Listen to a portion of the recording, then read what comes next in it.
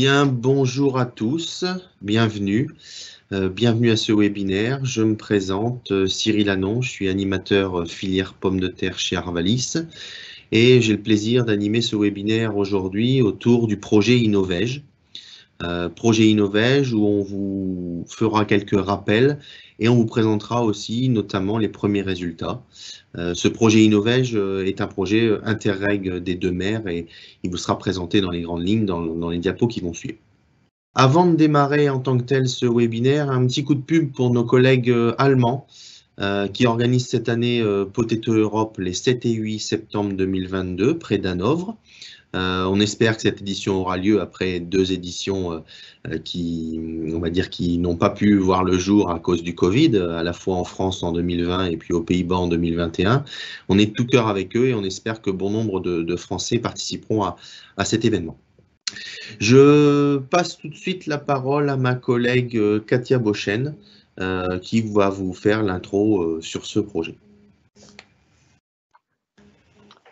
Bonjour à tous. Donc, je vais vous présenter donc le projet Interreg Innovec. Donc, comme on l'a dit précédemment, c'est un projet qui va porter sur l'innovation numérique au service de la recherche et développement pour la pomme de terre et les légumes de plein champ. Donc, c'est un projet qui a été subventionné par un appel par l'Union européenne sur un appel à projet Interreg sur l'entre-deux-mers et qui combine qui est porté par l'ADAS, qui est un partenaire anglais, auquel participe Delphi, donc qui est positionné aux Pays-Bas, Inagro qui est positionné en Belgique et donc Arvalis pour la partie nord de la France. C'est un projet qui court sur 4 ans et qui a commencé en août 2018 et qui se terminera donc sur décembre 2022. L'objectif de ce projet, ça a été c'est toujours d'augmenter la vitesse de conception et puis l'adoption des innovations dans les secteurs des légumes de plein champ et de la pomme de terre, d'augmenter la production et la rentabilité des cultures avec un impact minimal sur son environnement et de développer une approche qui implique les agriculteurs afin de dynamiser l'innovation au niveau des exploitations. Donc, sur tous ces objectifs-là, on a eu différentes actions et on va vous présenter ces différentes actions. Donc, j'ai sauté une petite diapo. Donc, je vais vous présenter moi le projet dans ses grandes lignes et puis ensuite je passerai la parole à Antoine Fournier qui vous expliquera un peu plus en détail la conception et l'adoption de l'utilisation des capteurs au sein de ce projet-là, et Francesca Degand qui vous présentera une application sur l'utilisation de ces nouveaux outils de phénotypage, des outils de mesure sur l'aide à la décision et la conduite de la nutrition azotée. Donc, on a commencé par évaluer la pertinence de ces données issues de capteurs via plusieurs expérimentations en microparcelles. Donc, sur un réseau qui a couvert les différents pays partenaires du projet. Et on a participé mis en place des expérimentations avec l'utilisation de ces différents capteurs pour mesurer la réflectance du couvert, calculer les indices de végétation et essayer de corréler avec le rendement les résultats de ces différents outils. Donc, vous avez ici quelques outils sur lesquels Antoine pourra revenir, avec la SpectraCam, qui est une caméra embarquée sur un petit vecteur, un petit robot vecteur, donc aux Pays-Bas. En Angleterre, l'ADAS avait utilisé le FieldSpec, donc c'est un outil plutôt portatif. Inagro a utilisé utiliser un drone avec une des caméras. Et chez Arvalis, on a un deuxième drone avec une autre caméra, donc avec les mêmes types d'enregistrement. Et puis un système roulant qui, lui, embarque plusieurs types de capteurs. L'idée, c'est que depuis 2020-2021, on est passé de ces expérimentations en petites parcelles sur des expérimentations en parcelles agricoles, en appliquant des traitements sur des larges bandes et en enregistrant de la même manière des données avec des drones. On a utilisé du coup des statistiques spatiales et Francesca reviendra sur l'analyse de ces données. Donc, un des livrables qui est actuellement disponible pour ce projet, ça a été de décrire et de définir en fait un protocole pour concevoir des essais en plein champ avec des procédures pour la collecte des données de réflectance, que ce soit sur la pomme de terre, mais aussi sur d'autres cultures légumières. Et donc, vous avez ce document qui est disponible sur le site internet du projet. Donc, vous avez le lien en dessous. Il a été traduit en français et vous retrouverez dans ce protocole la définition du phénotypage avec du coup les différents types de capteurs qui peuvent être utilisés en agriculture, les différents indices de végétation, comment on peut bien concevoir un essai sur des essais en grandes parcelles. Et puis, un certain nombre de bonnes pratiques sur la collecte de ces données capteurs et notamment sur l'étalonnage radiométrique, l'importance de la luminosité, les données de géolocalisation et les différents stades d'acquisition qui seront différents du coup selon les espèces cultivées. Voilà, je laisse la parole à Antoine. Bonjour à tous. Dans le cadre du projet Innoveg, j'ai accompagné la partie instrumentation, utilisation des capteurs et analyse des données en lien avec les équipes d'Arvalis et auprès des différents partenaires. Un petit rappel pour commencer, qu'est-ce qu'on entend par données capteurs pour faire de l'expérimentation végétale, que ce soit en micro-parcelles de plein champ ou que ce soit dans des dispositifs en grandes parcelles. On a toujours une étape d'observation avec différents vecteurs. Ça peut être un drone, donc les drones permettent de passer un peu plus fréquemment ou au plus proche d'un stade cible, avec des inconvénients liés à la météo, la couverture nuageuse, la force de vent, l'accessibilité. Et de même que le satellite, lui permet une couverture plus globale. Quand on a un grand nombre de grandes parcelles, on a plus de chances d'avoir des données dans toutes les parcelles, mais on ne pilote pas et on ne commande pas un passage de satellite.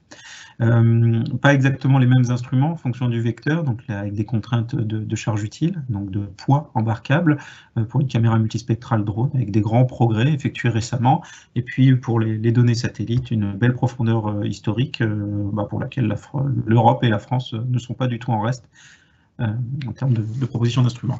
Donc ça nous permet d'obtenir des données qu'on va aller cibler à des stades clés, à des moments où on sait être la signature optique être la plus corrélée au trait agronomique. Donc il y a un premier pilotage sur les stades. Ensuite, on analyse ces données déjà du point de vue de leur correction optique, mais également pour ensuite en tirer des indices de végétation ou des variables biophysiques qui cette fois sont des estimateurs du fonctionnement du couvert.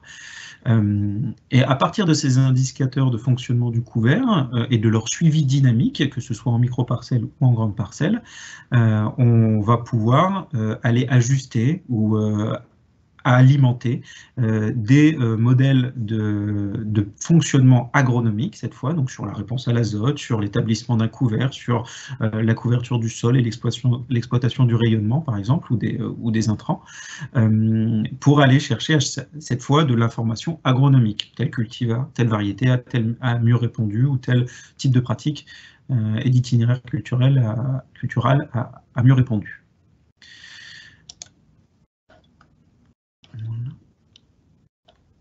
Alors, dans le cadre du projet, nous avons, comme Katia l'a mentionné tout à l'heure, disposé de différents types de vecteurs en fonction d'un partenaire. Alors là, c'était entre des instituts techniques, mais chaque institut technique a travaillé avec des agriculteurs partenaires ou sur ses parcelles à lui, et en fonction des moyens, des capacités d'accueil, de l'écart, de la distance par rapport au centre technique ou à la station expérimentale, on peut se permettre ou pas des instruments plus ou moins lourds. Et donc, le vecteur a un impact important sur la donnée qu'on va obtenir. Donc, le capteur manuel permet d'être à proximité des plants, mais demande pas mal de temps, donc c'est assez consommateur. On a également utilisé donc, des drones, des vecteurs roulants avec pilote ou poussés à la main. Et puis, on a exploité également des données satellites. Sur chacun de ces vecteurs, même quand on dit qu'on a utilisé, par exemple, un imageur multispectral sur chacun, les imageurs ne vont pas être exactement les mêmes. Un imageur multispectral sur drone, comme je le disais tout à l'heure, n'a pas les mêmes contraintes pour le fabriquer, pour le réaliser, et dans les mesures qu'il est capable de produire, qu'un imageur multispectral monté sur un satellite, pour lequel on peut se permettre une enveloppe pour le développement beaucoup plus élevée, et donc pas les mêmes qualités radiométriques. Entre capteurs multispectrales, même si on prend 3 capteurs multispectrales drones, c'est le cas qu'on a eu, qu'on a rencontré dans le cadre du projet, en fonction du fabricant, en fonction même du distributeur ou de la gamme, on peut avoir des différences subtiles dans la réponse optique des différents capteurs multispectraux. Ici, vous avez 3 imageurs multispectraux qui ont été utilisés dans le cadre du partenariat.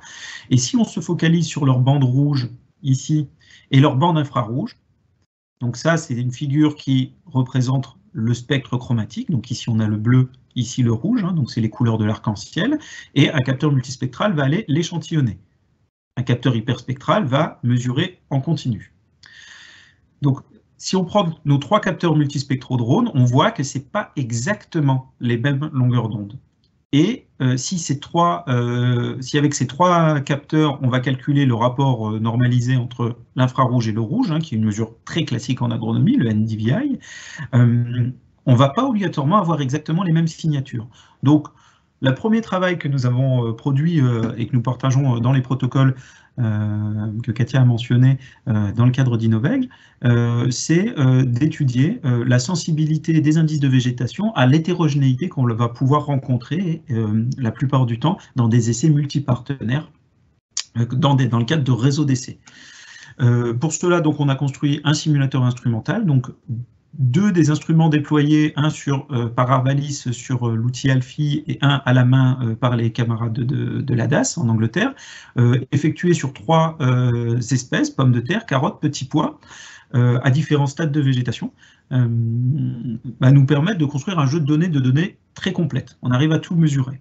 Ensuite, on va simuler pour les différents capteurs, donc avec ce que je vous montrais tout à l'heure, les différentes bandes, quelle serait la réponse pour ces différents capteurs d'une mesure rouge, sachant qu'elles ne sont pas exactement à la même longueur d'onde, si on les avait faites sur ces cultures, sur ce jeu de données, et d'une mesure infrarouge. Et ensuite, on va se demander dans quelle mesure le même indicateur NDVI mesuré avec un premier capteur et avec un deuxième capteur, sont-ils ressemblants? Donnent-ils le même signal?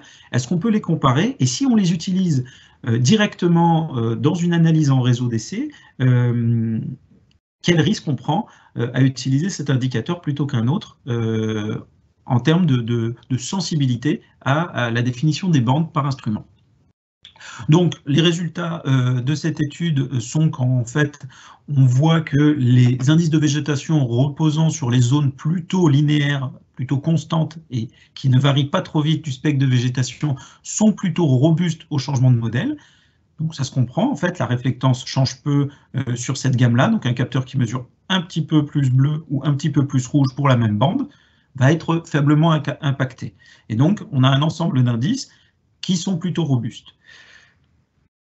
Et par contre, les indicateurs qui s'appuient fortement dans leur construction sur des zones de variation rapide de réflectance vont être très sensibles au modèle de capteur parce que les bandes sont justement un petit peu différentes entre chaque constructeur. Bon, pour cela, voilà, vous avez MTCI, Red Edge, REIP, donc ça c'est le terme de ces indices de végétation qui sont assez courants, et il existe des sites pour aller lire, là, qui font des inventaires assez complets et qui permettent de parler de la même chose, et ils sont mentionnés encore une fois dans le protocole. Ce qu'on peut retenir de ce travail pour la construction et l'analyse de réseaux d'essais participatifs, c'est qu'on va rechercher un compromis entre la précision agronomique d'un indice de végétation et la robustesse de cet indicateur aux modèles de capteurs qui sont utilisés au sein du réseau, avec toujours une balance à faire. Donc si on est si on est sûr d'utiliser toujours le même capteur, on est plus souple sur le choix des indices de végétation, et si on sait qu'on va avoir différents capteurs, on peut ou limiter la gamme des indices de végétation utilisés, ou effectuer des corrections sur les biais potentiels qu'apporte le modèle de capteur. À noter que souvent, les indices, pas systématiquement, mais souvent, les indices de végétation qui sont les plus sensibles au modèle de capteur sont aussi ceux qui vont être plus sensibles pour distinguer les conduites et les modalités au sein d'un essai, avec des effets de saturation qui sont repoussés sur ces indices, ou des effets de discrimination qui sont un peu augmentés à cause de la signature de chlorophylle qu'on retrouve dans le front rouge notamment.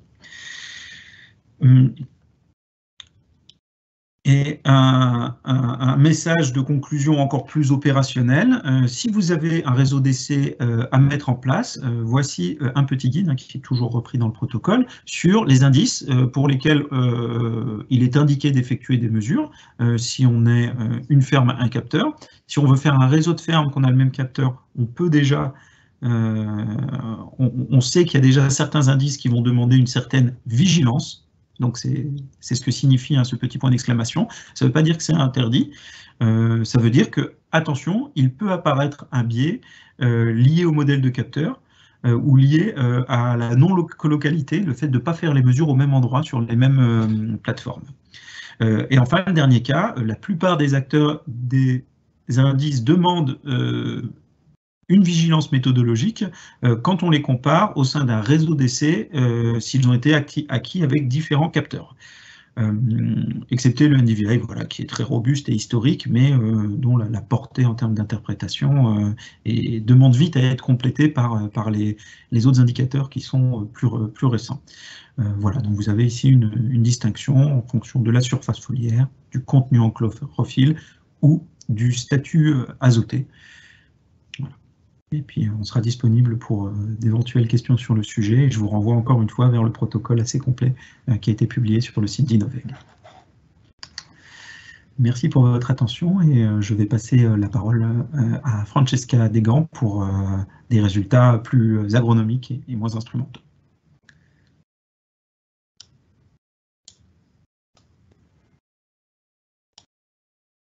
Francesca, on te laisse activer ton son. Ouais, merci. Donc, merci Antoine. Donc, je réponds à la suite de mes collègues pour la dernière partie du webinaire sur le projet Innoveg. Donc, ici, on va s'intéresser aux applications des technologies dans les champs de la fertilisation azotée. Donc, je rappelle juste d'abord l'intérêt de la gestion de l'azote en pommes de terre. Donc, l'objectif ici, c'est d'augmenter l'efficience d'utilisation de l'azote de l'engrais, c'est-à-dire de maximiser la quantité d'azote absorbée par la plante par rapport à la quantité qu'on apporte avec l'engrais. Et donc ça, on cherche à maximiser cette efficience pour atteindre 3 objectifs. Donc, le premier, c'est maximiser le rendement et la qualité. Le deuxième, c'est minimiser les pertes dans l'environnement. Et le troisième, c'est maximiser la rentabilité économique en mettant la quantité d'engrais qu'il faut. Donc, quels sont les leviers pour augmenter l'efficience d'utilisation? Donc, il y a 3 leviers principaux. Le premier, c'est la forme d'azote. Donc, les différentes formes n'ont pas la même efficacité. Les modes d'application aussi, c'est un autre levier. Donc, si on enfuit l'apport ou si on le localise. Et le troisième levier, c'est la période d'apport. Donc là, on va chercher d'être au plus près du maximum des besoins de la plante et de sa capacité d'absorption. Toujours pour rappel, donc pour la pomme de terre, ici, vous avez un graphique avec en X les jours à prélever, en Y la quantité d'azote absorbée pour 3 organes, donc la plante entière, la partie aérienne et les tubercules. Et c'est juste pour montrer qu'il y a effectivement une plage où on a la capacité d'absorption maximale de la plante. Donc les indices de végétation sont utilisés pour évaluer les caractéristiques de la plante, donc la teneur en azote, à des moments clés de la croissance. Et donc ces indices peuvent nous aider aussi à mieux piloter l'azote. Les projets Innovage ne s'intéressent pas uniquement à l'azote, donc il y a aussi d'autres variables qui peuvent être utilisées, variables agronomiques qui peuvent être estimées à partir des indices de végétation. Donc dans les cadres du projet, spécifiquement pour les essais que je vais vous présenter, il y avait 2 objectifs principaux. Les premiers, c'était d'identifier les traits caractéristiques des variétés pour l'efficience à l'utilisation de l'azote avec des outils de phénotypage au débit, avec aussi l'objectif d'évaluer la sensibilité de ces indices de végétation. Et le deuxième objectif, c'est d'améliorer l'efficacité de l'utilisation de l'azote en optimisant la dose et la période. Donc là, aujourd'hui, je vais vous présenter l'état d'avancement du projet, sans néanmoins rentrer dans des préconisations, du pilotage. Donc, les 3 hypothèses qu'on essaye de valider avec ces essais sont les suivantes. La première, c'est est-ce que les mesures des suivis des croissances et développements peuvent être remplacés par les indices de végétation. Donc ça, c'est la première hypothèse qu'on essaie de valider. La deuxième, c'est est-ce que les indices de végétation mesurés au cours du cycle sont corrélés avec les variables agronomiques. Et les troisième hypothèse qu'on essaie toujours de valider, c'est est-ce que ces indices de végétation sont suffisamment robustes pour que puissent être utilisés aussi chez les agriculteurs. Soit comme aide à la décision, soit aussi en expérimentation en parcelle agriculteur, directement par les agriculteurs.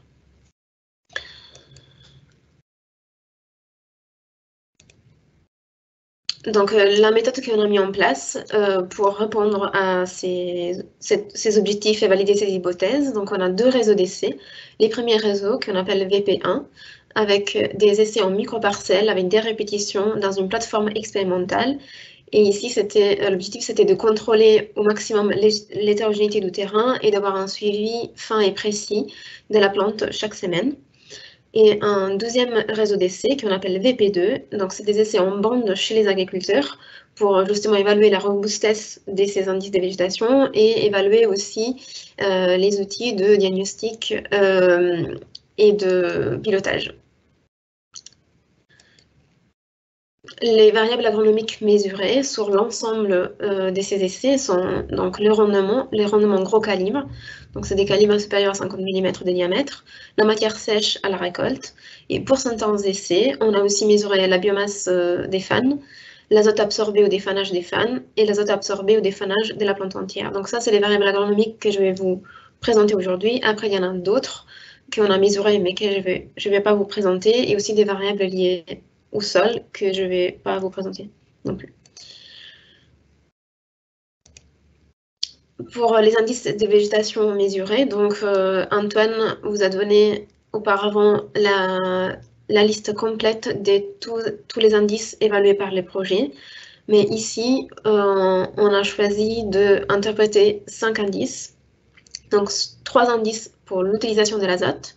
Donc les CI Green pour la captation de la lumière, les CI Red Edge pour le niveau de chlorophylle saturant et le MTCI pour l'estimation de la concentration en chlorophylle. Et puis 2 indices sur les rythmes des croissances qui sont plutôt du coup liés à la biomasse. Donc l'NDVI, c'est l'indice des couvertures du sol qui est proche de la biomasse au stade précoce, et le MCARI, pour une sorte de couverture du sol corrigée, toujours proche de la biomasse. Pour interpréter la relation entre les variables agronomiques et les indices de végétation, je vais vous présenter différents indicateurs pour donc, interpréter ces relations. Donc, les deux premiers indicateurs sont vraiment liés à la cinétique des indices de végétation. Donc, on imagine ici sur les graphiques un temps, donc en somme des degrés jour, et les niveaux d'un indice. Et donc, on va avoir une courbe. Et donc, sur cette courbe, je vais calculer l'air au-dessus de la courbe pour quantifier la cinétique de l'indice de végétation de façon globale sur l'ensemble du cycle de la culture. Et puis la pente entre deux points. Et donc, ça peut être donc, voilà, une pente qui indique le rythme des croissances ou une pente qui indique plutôt les rythmes des sénescences. Ensuite, je vais vous montrer aussi un autre indicateur qui est la RMSE, c'est la racine de l'erreur quadratique moyen. Et donc, c'est un indicateur nous donne la dispersion de notre variable estimée. Donc, c'est un indicateur de précision. Et donc, l'indicateur est exprimé dans l'unité des mesures de la variable en Y. Donc, par exemple, si je vais vous donner la RMSE du rendement, ça va être des tonnes par hectare. Donc, les indicateurs de performance des indices de végétation, donc l'AOC et la pente, l'AOC c'est l'air sur la courbe, ont été corrélés aux variables agronomiques et au traitement des essais pour voir aussi si ces deux indicateurs sont capables de discriminer les traitements. Et la RMSE, donc la qualité de l'ajustement des indices de végétation avec les variables agronomiques. Donc, on a deux dispositifs expérimentaux, comme je viens de le dire. Un, le VP1 en plateforme expérimentale, donc vous voyez ici une image. Et donc, pour ces premiers groupes d'essais, donc on a 3 ans d'essais en plateforme avec 2 thématiques. Donc, la plateforme est située à Villers-Saint-Christophe, dans la station de recherche d'Arvalis. Il y a 2 thématiques, comme je disais, donc la variété et la nutrition azotée. Donc, on a testé, donc on a évalué 5 variétés avec 2 teneurs en azote. Et on a aussi une courbe de réponse à l'azote. Donc, 5 doses de fertilisation azotée plus un témoin. Concernant les mesures, donc on a des mesures capteurs, donc avec Alfie que Antoine vous a présenté, mais aussi avec des drones, avec 2 types de drones et 2 types de senseurs, des capteurs. Et on a également tous les mesures classiques qu'on effectue dans les essais en conditions contrôlées, dans les essais en plateforme expérimentale, c'est-à-dire les caractéristiques du sol, la dynamique de l'azote, les différents biomasses et azote absorbé à différentes dates.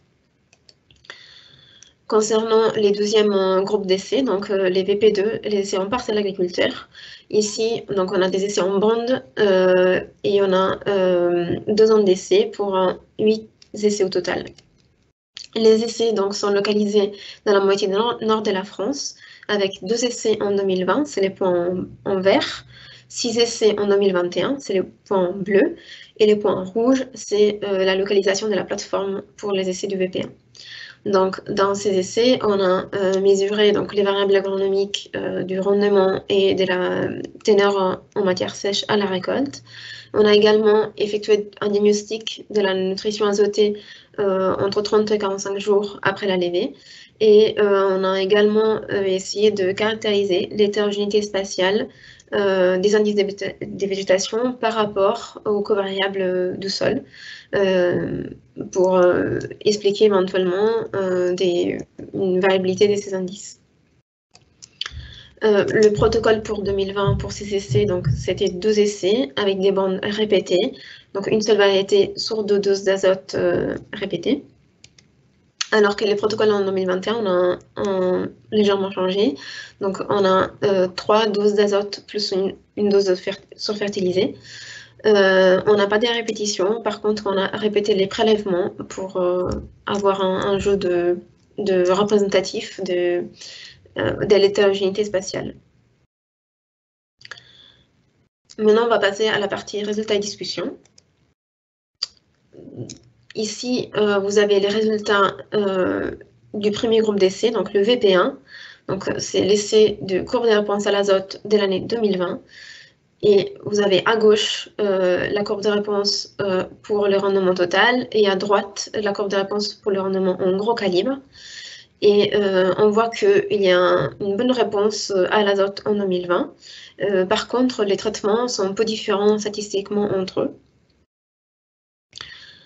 En 2021, en revanche, on a une bonne réponse à l'azote et également une différence statistiquement significative entre les modalités. Toujours pour les essais du premier groupe, du VP1, c'est-à-dire en plateforme expérimentale. Donc ça, c'est les essais variétés.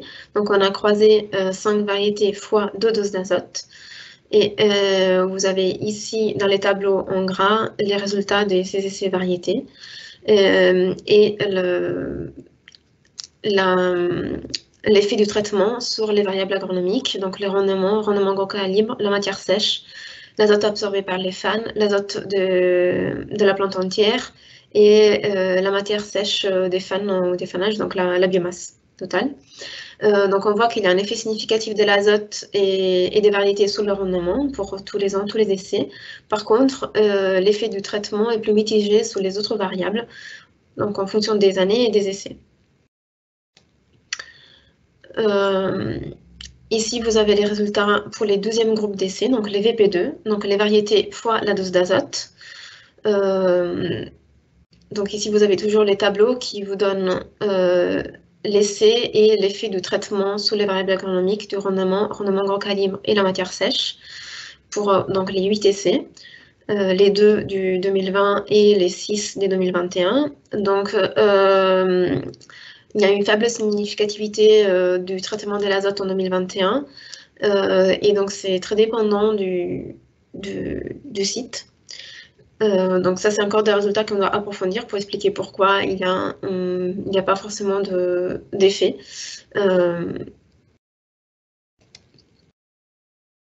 Donc maintenant, je vais vous montrer donc, la corrélation entre les variables agronomiques qu'on vient de voir jusqu'à maintenant et les indices des végétations. Donc ici, vous avez le premier groupe d'essais en plateforme expérimentale pour l'essai courbe de réponse à l'azote. Sur les graphiques à gauche, vous avez les cinétiques des indices de végétation en fonction des différents traitements. Donc les couleurs, c'est les traitements. Et en ligne, vous avez les différents indices. Donc c'est juste pour avoir un aperçu rapide de à quoi peuvent ressembler en fait des cinétiques d'indices de végétation et quelles peuvent être les différences à la fois entre les années, année 1, année 2, et plutôt année 2, année 3, et entre les indices. Et ici à droite, vous avez les tableaux avec les résultats, les résultats des statistiques pour de la corrélation entre l'aire solaire courbe par indice de végétation avec les variables agronomiques. Donc, quand vous avez un effet significatif, ça veut dire que voilà, il y a une corrélation significative entre l'aire solaire courbe de cet indice de végétation, la variable agronomique pour un essai donné. Donc, ce qu'on peut voir, sans rentrer dans les détails du tableau, c'est que les variables agronomiques sont bien corrélées avec les indices de végétation pour les essais qui représentent le plus de différences entre les modalités. Donc, j'ai dit que la première année d'essai, on n'avait pas eu des différences statistiquement significatives entre les rendements, même si on avait eu une bonne réponse à l'azote. Donc, on peut dire que c'est cohérent avec l'analyse agronomique. Ici, donc, vous avez les mêmes types de résultats, mais pour l'essai variété. Donc, c'est toujours en plateforme expérimentale, mais là, on croise donc la variété fois 2 doses d'azote. Donc, vous avez, ici, on a 3 ans d'essai pour les différents indicateurs en ligne et en couleur, les différentes modalités. Ce qu'on peut voir ici d'un aperçu du coup des résultats sur les statistiques de la corrélation entre R sous la courbe des indices de végétation et variables agronomiques, c'est que les variables agronomiques sont assez bien corrélées avec les indices de végétation, donc toujours avec l'air sur la courbe des indices de végétation. Il y a par contre parfois peu de corrélation entre les rendements et les indices de végétation pour discriminer les essais. Et les indicateurs de pente et des vitesses des rentrées en naissance sont plus discriminants. Donc, je ne vous les montre pas pour un souci de temps aujourd'hui. Mais voilà, on a aussi comptabilisé donc, l'autre indicateur, donc, qui est la pente. Ici, vous avez toujours les mêmes types de résultats. Par contre, pour les deuxièmes groupes d'essais, donc les VP2, les essais en parcelle agriculteur pour l'année 2020, donc avec les cinétiques des indices de végétation par essai, avec les différentes modalités en couleur, et la corrélation avec les variables agronomiques. Ici, ce qu'on voit tout de suite, c'est que les variables agronomiques sont très bien corrélées avec les indices de végétation. Par contre, sur ces types d'essais, on s'est posé des questions donc, sur les liens avec l'analyse agronomique, et il y a peut-être aussi une hétérogénéité de l'essai qu'il faut regarder plus dans les détails. Donc, c'est des résultats qui sont encourageants par rapport à la corrélation, qui par contre demandent un peu plus d'attention pour une interprétation agronomique. Donc ici, vous avez toujours les mêmes résultats pour les derniers groupes d'essais, donc les essais en parcelle agriculteur, mais pour l'année 2021. Ici, on avait 6 essais en colonne, en ligne, les indices de végétation, et en couleur, les modalités. Donc ici, on avait 3 modalités pour l'azote. Ce qu'on voit ici, c'est que certaines variables agronomiques sont très bien corrélées avec les indices de végétation, mais par contre, il y a beaucoup de variables agronomiques qui ne sont pas corrélées. Mais cela est cohérent avec l'analyse agronomique parce que sur ces essais, cette année, l'azote était peu discriminant pour les variables agronomiques. L'indice de végétation qui est le plus discriminant, c'est le MCARI, qui est proche donc d'une couverture du sol, donc d'une biomasse. Ce qu'on peut retenir en fait en synthèse pour l'indicateur R sous la courbe, qui représente donc la différence globale au cours du cycle entre les différents essais. Si on regarde le pourcentage des corrélations positives, donc si on exclut tout ce qui n'est pas significatif, par variable agronomique, en ligne et en colonne par indice de végétation. Donc ici, donc, on voit les pourcentages des corrélations positives sur les essais et en fonction aussi des capteurs, parce que sur certains essais, on a utilisé plusieurs capteurs, donc c'est en relatif. Ce qu'on peut voir, c'est que le NDVI, en fait, c'est l'indicateur qui est le moins bien corrélé aux variables agronomiques choisies, donc c'est celui qui a globalement les pourcentages les plus faibles. Le MTCI, qui est donc qui est un indice qui est plutôt lié à l'azote, apporte une information complémentaire aux autres, qui, par contre, à première vue, on pourrait dire que c'est plutôt lié à la biomasse, même si en théorie, c'est plutôt lié à l'azote. Si on regarde les variables agronomiques, donc la matière sèche, c'est la variable qui a la corrélation globalement la plus faible, mais qui est quand même mieux corrélée que les indicateurs de rendement, les variables agronomiques de rendement qui ont une corrélation très faible.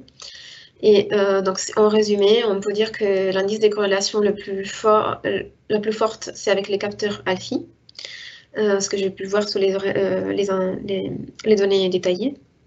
Et l'incidence de la corrélation la plus forte par essai, c'est sur les essais du VP1 en 2021 et du VP2 en 2020. Ici, donc, c'est les derniers résultats que je vais vous présenter. Donc, c'est la qualité de l'ajustement entre les indices de végétation et les variables agronomiques. Donc, avant, on a juste regardé la corrélation. Est-ce que c'est corrélé ou pas? Et ici, on va un peu plus en profondeur. En fait, on essaie de regarder si il y a un modèle possible, un ajustement entre les variables agronomiques et l'indice de végétation. Et donc, l'indicateur qu'on utilise pour évaluer de cet ajustement, c'est la RMSE, donc c'est un indicateur de dispersion qui indique la précision de cet ajustement. Donc, plus la RMSE est faible, plus l'ajustement est précis. Et donc, l'unité des mesures de la RMSE, c'est le même que la variable. Donc ici, j'ai choisi de vous présenter deux variables agronomiques, donc l'azote absorbé des fans et les rendements total. Pour les essais, donc c'est sur l'axe des X, et en colonne, vous avez les différents capteurs. Oui, les différents capteurs. Et en couleur, les indices de végétation. Ce qu'on peut voir en première vue, c'est que la qualité de l'ajustement dépend principalement des essais et de capteurs utilisés. Et au sein donc, du même essai et d'un même capteur, il y a peu de différences en termes de précision entre les indices de végétation.